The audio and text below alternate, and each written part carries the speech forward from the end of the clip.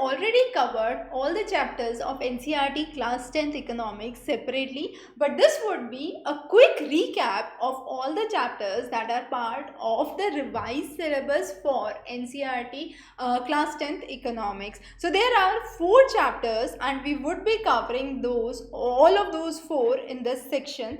So the first one talks about development. To put it very simply, what is growth? What is development? I can simply say development is a directional growth. So for the growth, we provide a direction in which direction to progress, and that is what is known as development.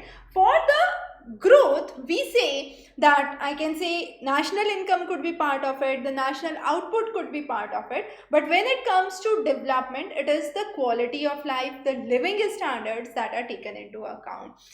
Also, whenever we talk about development, we understand how betterment has taken place. So let's say a landless labor turns out to be a farmer. A prosperous farmer might have a much higher income.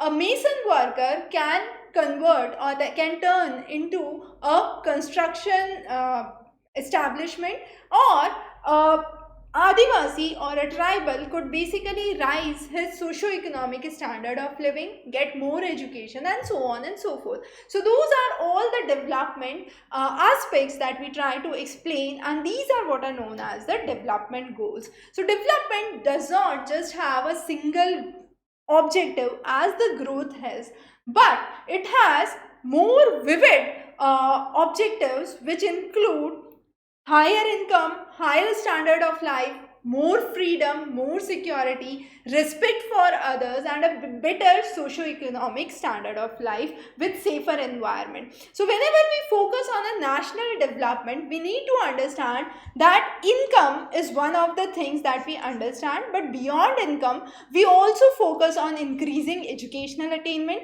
We focus on reducing the poverty levels. We talk about higher standards of living with better healthcare facilities, better participation in the system. So all those are part of increasing national development.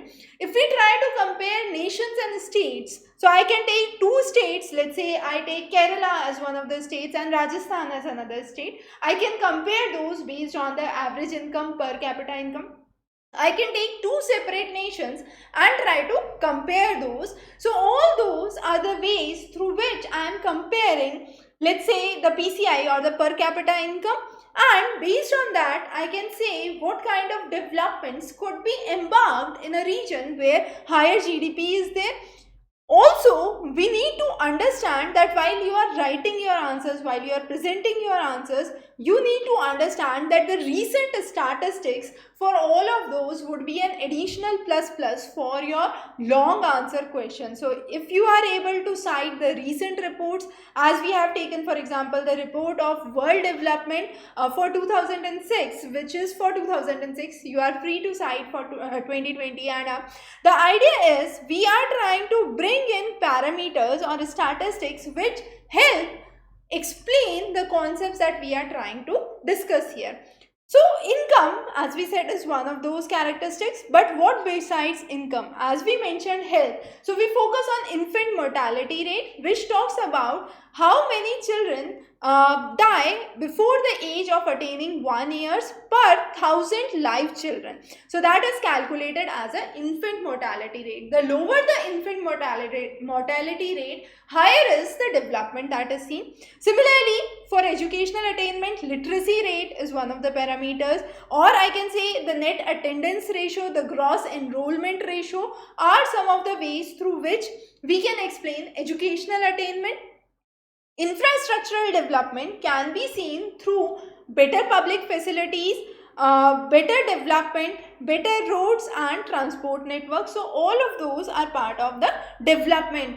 Now, worldwide, HDI is one of the standard development index, which is known as the Human Development Index. HDI, which is used worldwide, has been drafted by UNDP, United Nations Development Program. This was first given by the Pakistani economist Mehboob-ul Haq along with Amartya Sen, who recently had the Nobel Prize in Economics, and this index focuses on 3 parameters. What are those? First is life expectancy, how long a person is able to live. So it talks about health parameters.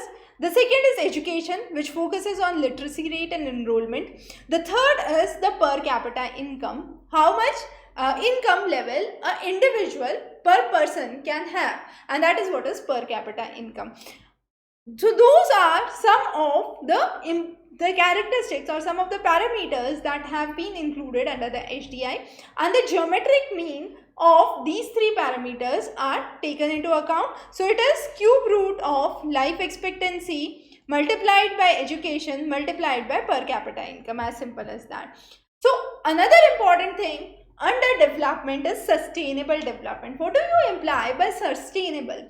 Sustainable implies using a resource in such a fashion that it is available for your future generations to come. Simply put, let's take an example of oil. We all say that oil is a non-renewable resource or is an exhaustible resource, so it's about to end at some point of time. But if we reduce the use of oil and we have substitutes, let's say hybrid cars, electric vehicles, what we are trying to do is we are trying to reduce the dependence of oil, so that oil, which was, let's say, about to last only till 2050, could now be prolonged till 2070 or 2080, and that is what is the final objective of a sustainable development. Also understand that sustainable development specifically embarks for those resources which have fixed quantity or fixed stock, we could say, or finite amount in which it is present. So for that we focus on sustainability. The next important chapter that we would discuss is very simple. The sectors of Indian economy. We already know about the sectors of Indian economy. We classify those as primary, secondary and tertiary.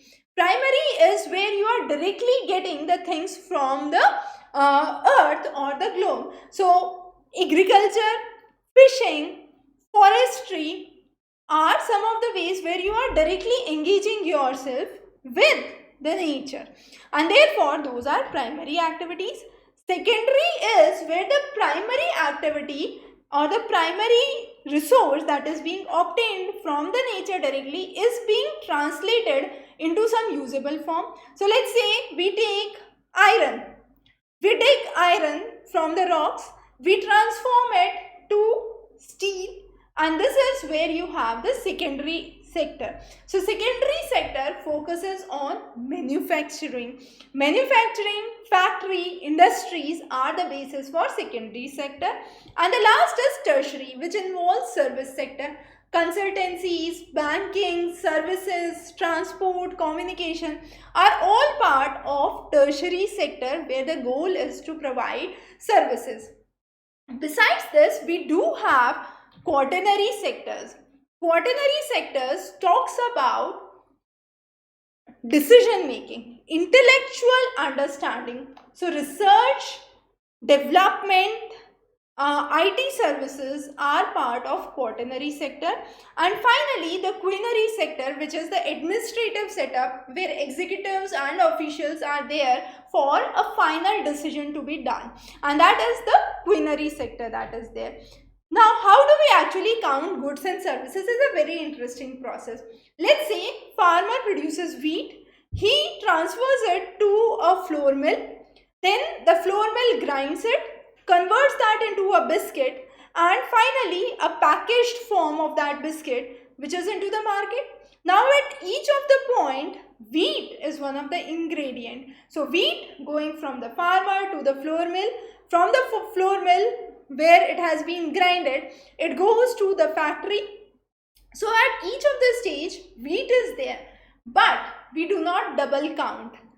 When it is the final rate of the product, we count the rate or the price for the wheat only once. So how do we count goods and services is very important. The final value is counted, but it includes the intermediate values only once. The next is, within the nation, we have How do we identify whether the nation is actually doing good or not? So gross domestic product is one of the ways. Gross domestic product is nothing but whatever we are getting from the primary, secondary, tertiary, quaternary sectors together put is the gross domestic product. So the value of all the goods and services within a nation in 1 year is what is known as the gross domestic product, and it actually is shown to explain how huge the economy is, how big the economy is. However, there has been a shift. India specifically has registered a great shift. Our initial days, we had most of the employment with farming. As we all know, India is an agrarian economy. But later on, in the early 21st century, we have seen a shift towards service sector. So there has been a focus or a shift from primary to tertiary sector. Countries like China have seen a remarkable increase in secondary sector. So most of the manufacturing, as you can see, comes from countries like China, Taiwan, you have Vietnam. So those are the hubs for secondary sector. However, with rising income, changing lifestyles, these paradigms have been changing. India is an interesting example because we have seen that in service sector we have witnessed a 11-fold increase, but the employment has increased by less than 1%. So how actually we are rising? Lesser people being involved with services at a higher price, which contribute to a higher gross domestic product, ultimately lead to higher GDP value which is being obtained from the service. But despite of that, the employment that the service sector has been providing is significantly less. So we need to think how to increase employment, and with the increase in employment, how we can further enhance the GDP options that are there. We do not need to pull the workers out of the employment. That won't be a feasible solution, because if we talk about employment, we have two important sectors that are there. One is the organized sector, the other is an unorganized sector. So let's say a healthcare professional working with a multi-specialty hospital is into an organized sector. He would get the salary, there would be retirement benefits, there would be EPF benefits that would be there. So social security, in simple terms we could say, is there. But what about the unorganized sector? One who is picking the racks, one who is working as a mason worker. For all those, we do not have any social security. The income levels are relatively low. The levels of attainment, the educational attainment we could say, are significantly low.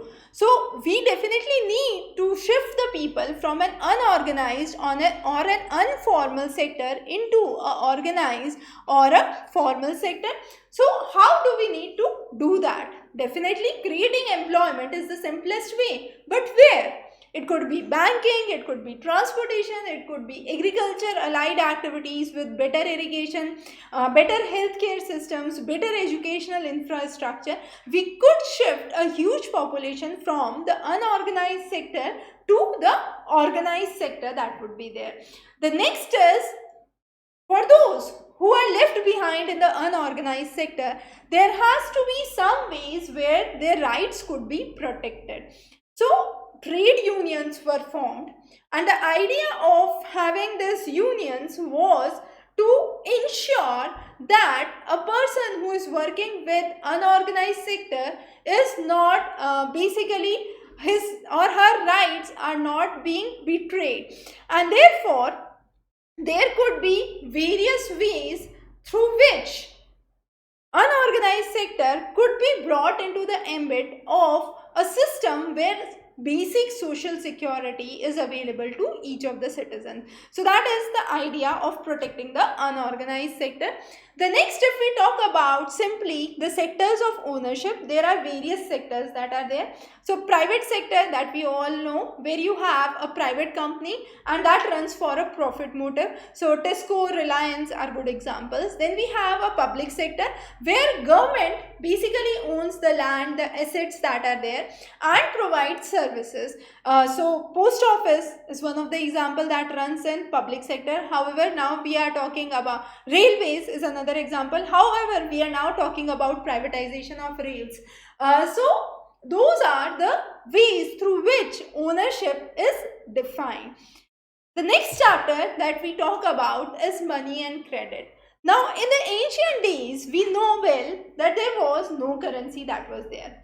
I have grown a lot of potatoes and you have grown a lot of rice. So what we would do is we would mutually exchange. You give me some rice, I give you some potatoes, and we both enjoy our food. So that is what is known as the barter system.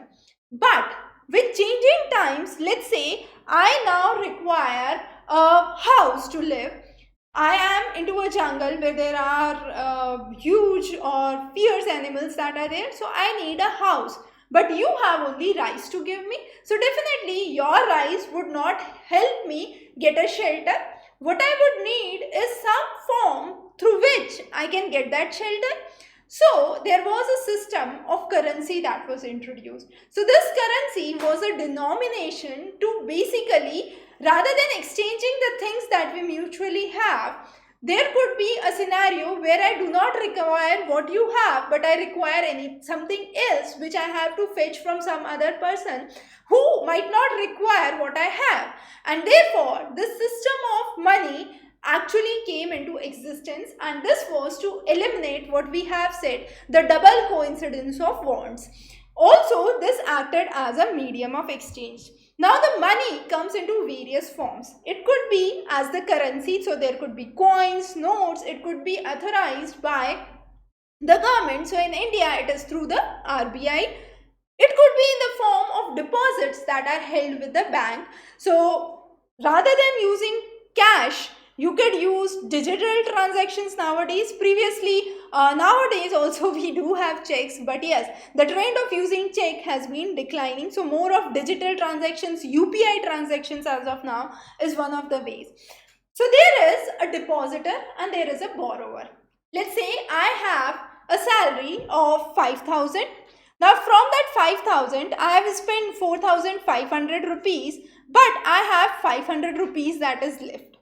I want to keep this safe. So what I do is I go to the bank, I deposit this 500. Now, let's say I plan to buy a cycle. That cycle is for 3,000 rupees. I have deposited 500 rupees for 3 consecutive months. So still with the bank, I have 1,500 plus, let's say if the bank is giving some interest, at a maximum, let's count it to 10%. So there is a 10% interest. So I have 150 more. So now I have 1650 rupees. But I need a cycle to go to my workplace and that cost me 3,000. Where will I bring that? So what I do is I borrow. I go to the bank. I ask them that I need to take a cycle. I need to buy a bicycle. Would you lend me some money? The bank says yes. Now, the bank would give you a rate. That rate would be, let's say, 5%. So, if I am able to repay the money back, so what is the difference left? 3,000 minus 1650. So, I have 1350 rupees that I borrow from the bank. On this 1350 rupees that I have borrowed from the bank would say we would charge you 5% per month. So, with this amount, if I am able to return it in 1 month, I'll have to pay 5%. If I am able to return it in 2 months, 5% more, and so on and so forth. So, bank won't just trust you at a go. What they would require is a situation where they could be satisfied that you would be able to repay. That is something very, very essential, because if someone is giving you money, they should have a sense of security that they would get the money back from you. So that is what is known as collaterals. Collaterals are something that is kept with the bank in order to ensure that you would be returning the amount that you have taken as a loan, or you have taken that as a credit from the bank. So collaterals could be, let's say you have a gold ring, so you would keep that gold ring with the bank and say, this is what I have. If I am unable to repay, you keep this and that would be the term of agreement that would be there. So once you are done, what you would do is the principal amount, that is 1350, along with the interest for howsoever month you were not able to pay. Let's say it was 1 month, so it is 1350 and 5% of that would be the total amount that you would have to repay. Once you are able to repay, the collaterals would be returned back to you. Sometimes the collaterals are not actually physically kept with the bank, but they try to assess the kind of place where you are living, your socio-economic status, and based on that they analyze whether you would be able to repay the amount that you have taken as a credit or a loan. All this where the interest rate is being explained by the bank, the collaterals are being explained, there is a documentation that has been done, and the way in which the repayment would be done are part of the terms of credit. So this is the term of credit or the loan that has been there. For the bank, there is a formal system. There can be an informal system where you go to your relative, ask for a financial help, you go to your family member, ask for a financial help, or you try to take support from some self-help groups. But this is what we have talked about under a formal system. So the formal system is being supervised by the RBI. All the banks, be it the SBI, be it the PNB or any other bank, comes with a super bank, which is RBI in India, and everything is being supervised under the terms and the conditions of RBI. The borrowing rate is being decided by the RBI. As we said, there have been self-help groups. What are those? This is a really interesting concept. So sometimes people get together. So let's say there are 10 of you friends coming together. Each of you are able to save 100 rupees. So together 10 of you would be able to save 1000 rupees. So you create a dummy bank for yourself where you keep the money that is there. Now, any one of the member from amongst you require, let's say 200.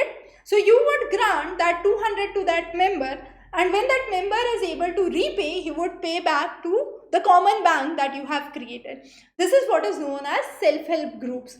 An example of this self-help group is Bangladesh, the Grameen Bank, which has been working exceptionally well with this system.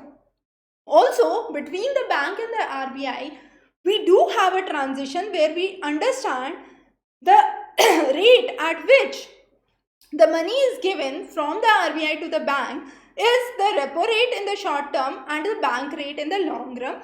If the bank is borrowing from the RBI, we call it a reverse repo rate.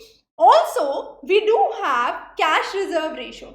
So, let's say I deposit 5,000, you deposit 5,000, your friend deposit 5,000 with the bank. So, the bank should at present have 15,000 in hand. But the bank does not keep that 15,000 physically. Bank holds certain cash with the RBI and also holds certain liquid money at a time. Because the bank estimates out of this 15,000, there could be one person coming and claiming or asking for a loan for, let's say, 6,000. So what the bank need to have is certain money in hand, which is known as statutory liquidity ratio. So it could be in the form of gold, cash, or any approved security that the bank keeps. And also a proportion of the cash is being kept with the RBI, and this is known as the CRR or the cash reserve ratio. In either of the case, if the cash reserve ratio or the CRR is cut, we say that the deposit rates or the lending may significantly decrease. So this was about the banking, the money and the credit system. The next is globalization. World as a small village. We talk about McDonald's nowadays. We talk about Burger King. We talk about Pizza Hut. What are all of these? These are all global chains. Initially, they started with one country. But let's say if I'm moving from India to Singapore, I would find a Pizza Hut there. If I'm moving from India to, let's say, Britain or US, I would find a Pizza Hut there. The idea is this is because of globalization. This globalization thrust was brought in India in 1991 under the LPG reforms, the liberalization, privatization and globalization. So we had more flow of multinational companies coming in. Now multinational company is a company which has the outlets in more than one nation. It is not selling globally, but it is definitely producing globally. So it's a kind of complex process that works with the multinational. They have their outlets everywhere in the world, and they are trying to produce globally at a basic revenue that they can, and the same price, the same product could be charged at a different price in the different nations based on the per capita income present in that country. So why do certain countries have higher amount of globalization exposure as compared to other nations? The simple answer to this is because of the government policies. If the government policies are favorable, they allow the companies to enter in, the companies would enter in. If the government policies are rigid, they do not allow, then those companies would not enter. So probably China and we would say US is an extreme example. Okay, so one of the nations would allow the companies to enter in, the other would say no, we want to restrain certain companies, and we would either put in high charges or high standards for them to enter, so making the entry point very, very difficult. Also, multinationals aim to increase the profit. So they are driven by profit motive. Higher foreign investments are one of the good ways through which the country could earn, because let's say there is Amazon coming in, there is Pizza Hut coming in, definitely foreign investment is increasing in a country. You have more employment opportunities for the local people there, but ultimately the objective is driven by profit maximization. So these private players that come into play do make or provide employment, they interlink the production chain, but at the same time they are profit driven. So for example, Cargill, which is considered as the largest edible oil producer in the world, has now purchased India Parekh Foods. So that is one of the examples that have been there. Now what is foreign trade? Whenever I am trying to produce something, let's say I am growing coffee, I produce certain coffee, I sell it into the domestic market, but still I have certain coffee left. What I can do now is sell it into the international market. So the producer who is producing the coffee right now has a capability to go beyond the domestic market to the foreign markets, and therefore foreign trade, foreign exchange actually becomes important. Let's take another simple example. We have toys in India and we have toys coming from China. The toys coming from China, let's say, are cheaper because the cost, the labor cost is less. The way through which they are producing, where they have automation and machinery system, might be reduces the cost. But on the other hand, government can have significantly high amount of tariff and quota, which could increase the price for the toys. But that toy has to be competitive with a toy being produced in India. Because if I'm producing the same toy which is coming from China for 100 rupees and in India it is for 300 rupees, definitely a common man would go for a 100 rupee toy, and therefore this globalization helps to keep the market competitive, creates cheaper price for the customer, and also helps in creating a level playing field for the best products to exist into the market. The next important thing is connecting the links. So with the globalization, the idea is we are trying to bring in more trade. There is more investment coming into the country. With more investment, you have more local employment opportunities that are generated, and this also leads to higher amount of interconnections between the various sectors, and therefore gives a thrust. So what becomes very, very important with globalization is we are focusing not only on the goods. So there could be goods, there could be services that could be there could be technology that could be exchanged from one nation to another nation. So it's not just we are talking about certain retailish stores, we can also talk about technology being introduced. So let's say Israel now have a unique technology to peel the pomegranates. So rather than having human labor into it, we can bring the technology into the country and that would be an example of globalization through technology. Also, not just things move. We do have people that move. So you would have an office for Pizza Hut in India. So you would have people coming in, the officials coming in from the main office. So there would be more opportunities with job, better income opportunities that could be there, and also more education would be demanded. So globalization affects not only the service sector or the goods sector, but also people, and it motivates people to move. So interlinkage of the economy and developing a close knit tie between the economies is the basic idea behind globalization. Nowadays, we have technology-enabled globalization. What does this mean?